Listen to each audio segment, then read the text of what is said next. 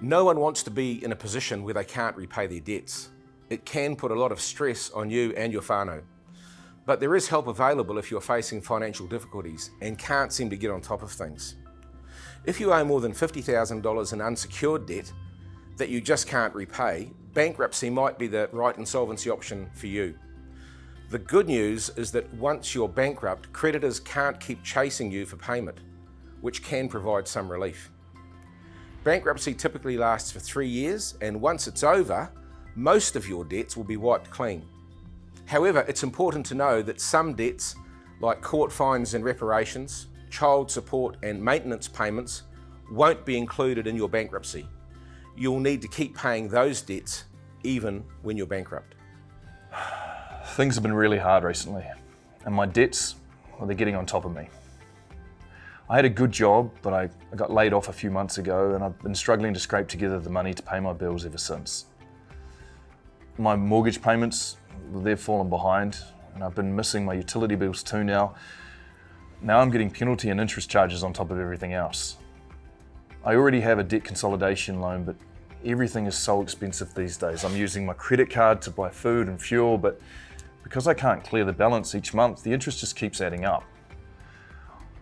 All up, my debt's come to over $50,000 now. I just don't know what to do. Thank you, Jono, for sharing your experience.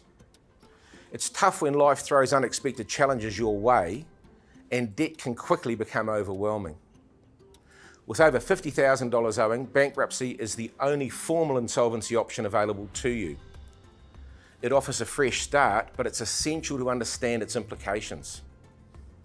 Your name will be on the Public Insolvency Register throughout your bankruptcy period and for 4 years after your discharge.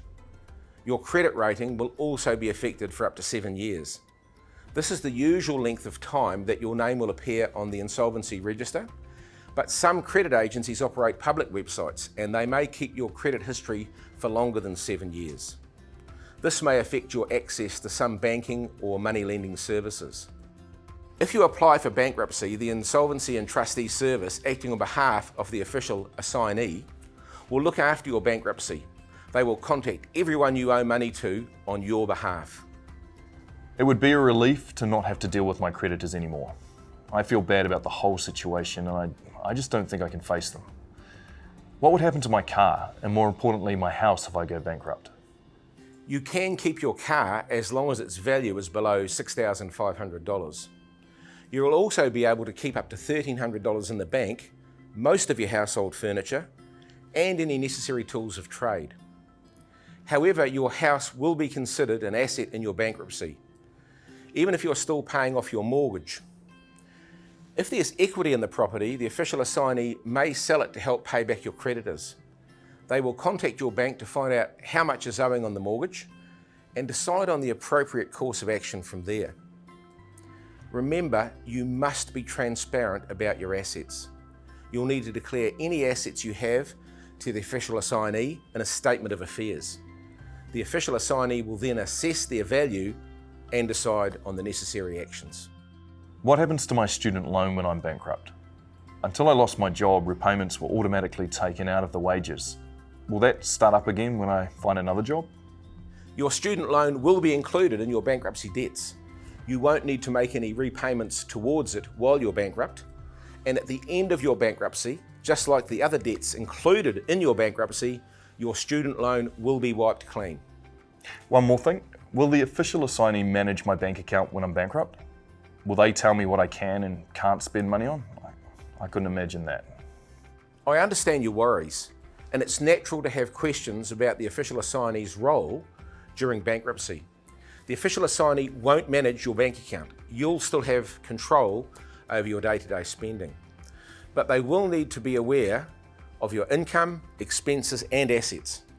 Part of the official assignee's role is to ensure a fair distribution of available funds to your creditors.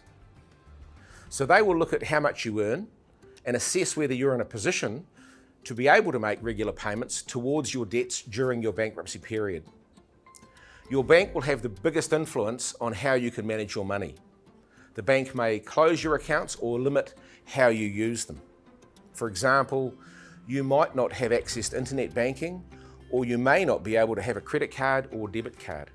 You may also find that it's harder to get credit after you've been discharged. Each bank has its own policies in regard to bankruptcy, so it's a good idea to talk to your bank beforehand to understand how you might be affected. I own my own business and lately it's been tough. My inland revenue debt has piled up and I realised 6 months ago that I needed help. I went to see Inland Revenue about a payment arrangement, but between my original debt, penalties and interest, it just wasn't an option anymore. I'd let things go on for too long before acting and now it's all caught up with me. It was all too overwhelming at the time and now the Inland Revenue has put me into bankruptcy. What happens now?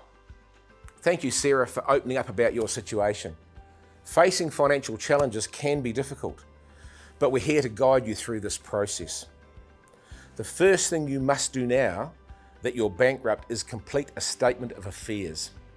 A statement of affairs is crucial as it lists your assets, liabilities, income and expenses. You can fill out this form online and it's really important that you do this as soon as possible, as it will affect the date that you're discharged from bankruptcy in the future. Putting off completing the form means you'll stay bankrupt for longer. I appreciate the information, but my business is my livelihood. I'm really worried about its future during my bankruptcy. Can I continue to be self-employed now that I'm bankrupt? Good question, Sarah. You need approval from the official assignee to be self-employed once you're bankrupt. And you can make an application to the official assignee and it will be assessed on your individual circumstances. While you're bankrupt, you won't be able to serve as the director of a company, and you also need the official assignee's consent to manage a business or to be employed by a relative. I'm finding this all really stressful and I don't have a lot of family around. Can I go and visit my mum in Australia? Her home cooking always makes me feel better. Support from family can make a world of difference. However, while you're bankrupt, the official assignee needs to approve any overseas travel.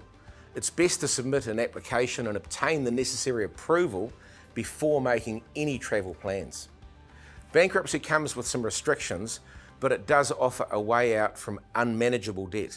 Once you're discharged, you won't have these debts hanging over you anymore. You'll have a fresh start, free from the burden of debt. For more information about your insolvency options, go to insolvency.govt.nz. Remember, bankruptcy is a significant step and it's crucial to consider all options and seek professional advice before deciding. There may be other alternatives that better suit your unique situation. Money Talks is a free helpline offering budgeting advice to individuals, family and whānau.